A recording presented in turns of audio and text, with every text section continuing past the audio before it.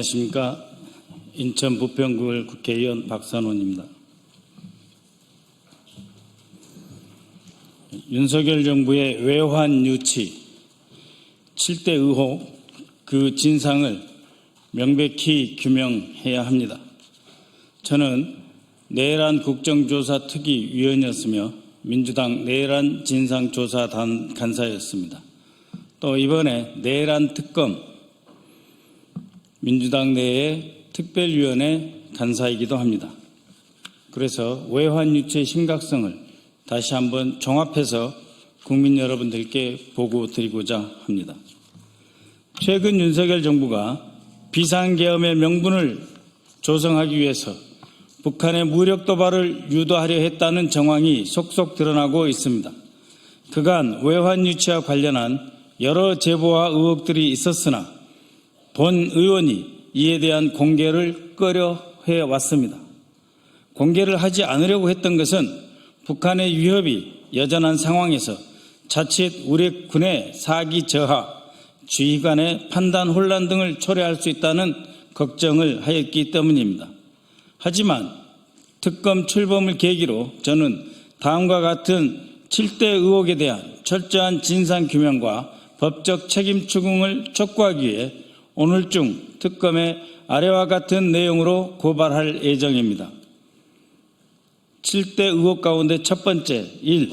군이 나서서 대북 전단으로 북한을 자극. 2024년 1월부터 윤석열 정부는 NLL 인근에서 포사격 훈련을 시작했고 대북 전단도 더 적극적으로 보내기 시작했습니다. 결국 북한은 24년 5월 28일부터 남한의 대북 전단에 맞서 오물풍선을 보내기 시작했습니다. 그 이후로 마치 서로 짠 것처럼 남한에서 대북 전단이 올라가면 그에 맞춰 북한이 오물풍선을 날려보냈습니다. 이와 같은 도발이 정기적이고 기계적으로 반복되자 윤석열 정부는 2024년 6월 3일 9.19 군사합의서의 효력을 공식적으로 중지시켰고 곧바로 6월 9일 13시를 기해 대북방송을 공식 송출하기 시작했습니다. 1년의 사태로 인해 광화도 주민을 비롯한 접경지역의 우리 국민들의 고통은 말로 다 할 수 없었고 주한미군 사령관조차 우려를 표명했었습니다. 이와 관련하여 상당히 신빙성 있는 제보가 있었습니다. 우리 군 일부가 북한이 아주 민감해할 내용의 전단을 살포하고 이를 민간단체로 위장했다는 것입니다. 즉 합참 대북 심리전과를 중심으로 대북 전단 살포를 준비했으며 이에 대한 법률 검토까지 실시했다는 내용입니다. 이를 담당한 서모 대령은 24년 하반기 인사에서 장군 즉 준장으로 진급했습니다. 철저한 수사가 필요합니다. 2. 북한의 오물풍선에 대한 의도적 방치입니다. 그렇게 날아온 북의 오물풍선에 대해 우리 군은 경보 이외에는 사실상 아무런 대처를 하지 않았고 단순한 경보체계의 운영, 경계 강화만을 대응하였습니다. 계엄령 발표 직전 우리 해군은 그러나 서해상에서 고속 경주용 드론을 활용한 오물풍선 격추 시범 작전에 성공했습니다. 또한 우리 군은 상공에서 그물을 이용해 드론을 포획할 수 있는 다양한 헌터 드론에 대한 도입 사업도 진행하였습니다. 이러한 비충돌, 충돌 회피형 비무력적 대응 역량을 확보하고 있었음에도 오히려 김영현 당시 국방장관은 합참과 회의에서 오물풍선의 원점을 타격하자는 방안을 검토하였던 것입니다. 이에 합참이 확전 가능성을 우려하며 반대하였고 성사되지 못했지만 북한의 도발을 빌미로 무력 충돌을 유도하려는 의도였다고 비판을 할 수밖에 없습니다. 세 번째, 6.25 전쟁 이후 최초로 북한 영공 침투와 무인기 침투. 윤석열은 취임 이후 반복적으로 9.19 군사합의서 폐기를 언급해 왔습니다.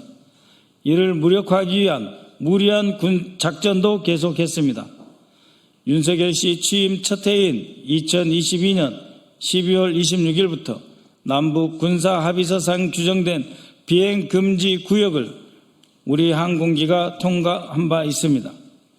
정찰기, 무인정찰기 등이 군사분계선을 넘어 북한 영공에 진입한 것입니다.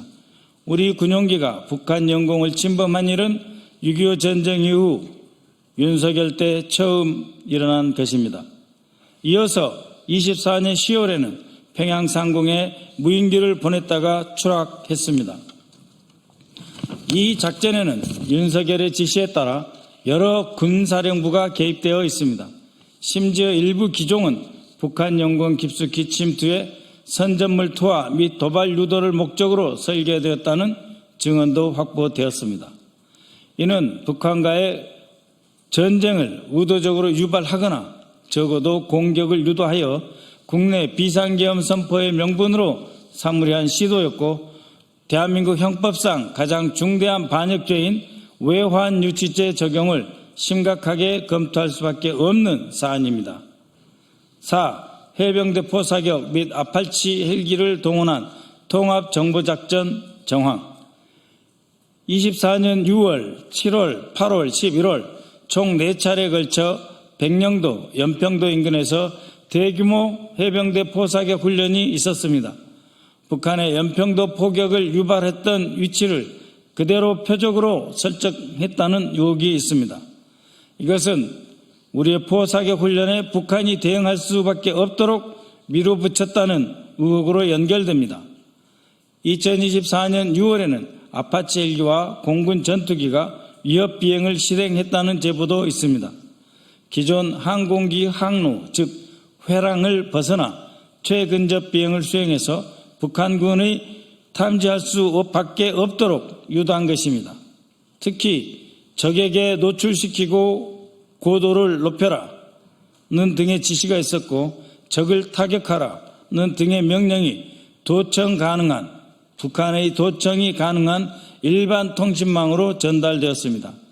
이 훈련에 참여한 아파치 조종사들은 이례적으로 NLL 군사분계선 바로 아래 선 따라 비행하여 이 정도로 적을 자극하는 게 이상하다 싶을 정도였다. 등산곳 등 북한 기지에서 불과 2, 3km 떨어진 곳까지 비행해 북한 어선이 보일 정도였다 라는 증언까지 있습니다. 이런 작전의 핵심은 적에게 의도적으로 노출되는 것이고, 조종사들의 생명의 위협을 느낄 만큼 매우 이례적인 군사작전이며 계엄 전에 실시하여 북한의 도발을 유도하려 했다라고 의심할 수밖에 없습니다. 5번째, 적 군단 초토화 계획입니다. 세계 4대 화약고, 세계에서 가장 위험한 화약고 중 하나인 한반도에서 무력 충돌을 방지할 최후의 장치는 비례성, 효과성, 충분성에 기반한 한미 연합사의 교전 규칙입니다. 그러나 윤석열 정부는 일시적이고 국지적인 도발에 대해서도 현무나 토러스, K9 자주포, 천무 미사일 등을 이용해 북한의 전방 군단 전체를 괴멸시키려는 작전 계획도 세웠다고 합니다. 미국과의 공유 표적이 아니라 한 측의 단독 표적으로 적 군단 수십여 곳을 타격할 수 있다는 계획입니다. 이 자료에 의하면, 이 계획에 따르면 23년 11월 5일부터 23일까지 완전하게 계획화되었다. 이 작전 계획은 당시 작전본부장의 지시에 따라 작성된 것으로 보입니다. 이 계획에는 북한의 핵 공격이나 전면전 징후 없어도 괴멸적 타격을 가하자 하는 내용이 들어 있습니다. 적 도발에 대한 방어 차원을 넘어서 선제적 전면전을 촉발시키려는 매우 공세적인 작전 계획을 세웠다는 점입니다. 6번째, 노상원 전 정보사령관의 폭사기획 전력을 강조하고자 합니다. 최근 특검 수사와 언론을 통해 윤석열 정부의 군사작전 및 계엄령 구상이 사전에 기획된 것이라는 정황이 속속 드러나고 있습니다. 그 중심에 노상원 전 국군 정보사령관과 김영현 국방장관의 협력이 들어 있습니다. 특히 노상원 전 국방정보사령관의 수첩에는 NLL에서 무인기로 도발을 유도한다, 북한의 군사 반응을 명분으로 삼아 계엄령을 선포한다와 같은 구체적인 문구가 들어 있습니다. 또 서해 모처로 이동시켜 하차한 후 이동 간에 수집한 인사들을 적정한 곳에 폭파한다 하는 계획도 세웠습니다. 이 수첩은 이후 그동안 윤석열과 신원식, 김영현 같은 정치 군인들이 시도한 여러 작전들과 상당한 일치점을 보이고 있습니다. 특히 저는 임무에 성공한 정보사 요원들을 상대로 무전기를 활용한 살해 계획까지 포함되었다는 충격적인 제보를 국회에서 공개한 바 있습니다. 당시 박모 정보사의 전 장군을 통해 확인한 바입니다. 이것이 그 증거입니다. 여러분이 보고 계시는 이 폭약은 북파된 HID 공작원이 등에 달고 다니는 것입니다. 이 폭약은 어떻게 작동하느냐 하면 앞에 있는 이 수신기, 언뜻 보면은 무전기처럼 보이시죠? 이 수신기에 모종의 주파수를 발사하면 이 수신기는 바로 여기에 연결되어 있는 건전지를 자극하고 이 건전지에서 나온 전기가 이 C4라고 하는 폭약을 폭파시키게 되어 있습니다. 이것을 몸에 부착하고 다니게 하는 것이죠. 이것을 이렇게 우리 요원의 몸에 여러 주머니에 부착하게 다니고 했다가 필요하면 작전을 성공하거나 실패한 어느 경우에도 위성전화로 폭파 스위치를 작동시키고 기폭 회로가 움직여서 폭발물이 폭파하여 폭사시키는 이러한 것들을 이미 2016년부터 김용현 작전본부장과 노상원 정보사령관은 준비해왔던 것입니다. 이런 자들이 외부로부터의 도발을 유도하고 그것을 비상계엄의 단서로 활용을 해서 내란을 일으키고 마침내 민주인사, 야당 지도자 그리고 종교인까지 모종의 장소로 끌어당겨서 백령도나 전방에서 폭사시키려고 했던 장치입니다. 이것은 무전기 기폭 회로로서 당시 노상원이 정보사령관일 때 실제로 납품되었던 물건입니다. 다만 이 안에 폭약만 안전상 터지지 않는 샘플로 바꿨습니다. 노상원의 수첩은 망상 속의 계획이 아닙니다. 노상원의 메모 한 줄 한 줄이 모두 구체적인 작전 계획이자 실행 계획입니다. 김영현과 윤석열은 이처럼 군을 이용해 차근차근 실행을 준비하였습니다. 7번째, 정보사 요원들의 북한 대사관 접촉 시도입니다.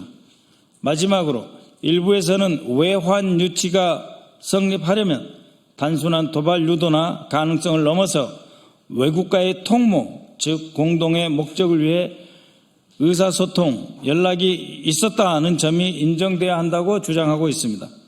우리는 여기서 문상호 사령관이 몽골에 병력을 보냈던 사실을 떠올리지 않을 수 없습니다.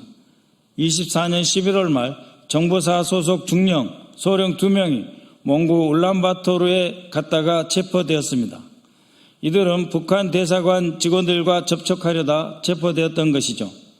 문 전 사령관은 즉각 몽골 현지로 직접 출국해서 해당 요원들이 정보사 소속임을 몽골 정부에 정식 확인시켜 주었습니다. 몽골 정부에 차단된 공작입니다. 이 대북 공작은 북한 대사관과의 연락망 구축 시도를 위한 것이며 시기는 비상계엄 선포 약 10일 전입니다.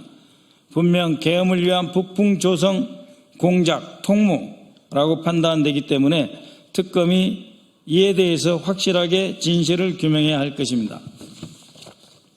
존경하는 국민 여러분, 사실 외환 유치죄는 명시적인 합의가 없더라도 적용이 가능합니다. 남북 분단과 6.25 전쟁, 북한의 불법적인 군사도발 이후 70여 년 가까운 분단 세월 속에서 남북 대치 상황 속에서 우리는 이미 어떤 경우 어떤 조건에서 북한이 도발해 올 것이다 하는 경험과 지식을 정보를 이미 축적해 왔습니다.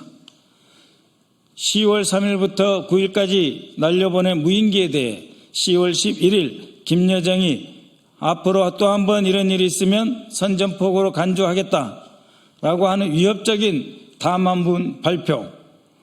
이제 한 번 더 하면 북한이 군사적으로 반응할 것이라는 충분한 예상을 할 수 있는 것, 이것 자체가 통모에 해당하는 것입니다. 그런 의미에서 외환유치죄가 성립하려면 꼭 언제 몇 시에 도발하라 하고 구체적으로 약속한 형태일 필요나 명시적인 합의서가 아니어도 충분히 북한의 도발을 촉발시킬 수 있는 계획이 작동했다고 하면 그것은 무력 충돌 가능성을 명백히 인식하고도 위험을 감수한 행위로서 외국과의 암묵적 통모 또는 사실상의 공모로 간주할 수 있습니다. 결론입니다. 우리의 여러 군사적 위협 가운데 가장 대표적인 북한에 대해 휴전 중인 우리나라가 군사적 조치나 대북 심리전, 타격 계획의 수립, 작전 계획의 완비, 이것은 당연히 해야 할 군의 의무입니다. 그것을 하지 않으면 국군 통수권자나 국방장관, 군 수뇌부는 임무를 해태한 것이고 직무유기입니다. 그러나 우리의 대북 억제 그리고 우리의 작전 계획은 한미 연합 계획에 따라 안정적으로 그리고 실제 북한의 남침에 즉각적으로 대응할 수 있는 전 국가적 전쟁 계획의 일환으로 수립되어야 하는 것입니다. 이것이 오히려 북한의 도발을 유도하기 위한 부분적인 술수로 정치적 목적으로 악용되어서는 안 되는 것입니다. 이제 우리 대한민국은 다시는 군사적 긴장과 정권 유지를 위한 수단으로 안보의 긴장 상태 자체를 악용되어는 그런 현장이 되어서는 안 됩니다. 이재명 정부는 한반도 평화와 헌정질서 수호를 최우선 과제로 삼고 있고 한미동맹 기반의 안정된 억지력을 바탕으로 무력 충돌을 예방하고 평화 정착의 전기를 만들어 나가야 할 것입니다.